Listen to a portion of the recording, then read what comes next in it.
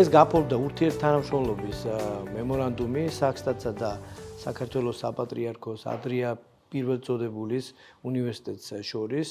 მემორანდუმის ფარგლებში SAXTAT-ის სტუდენტებს მისცემს შესაძლებლობას გაიაროს სასწავლო პრაქტიკა და ჩაერთონ სტაჟირების პროგრამაში.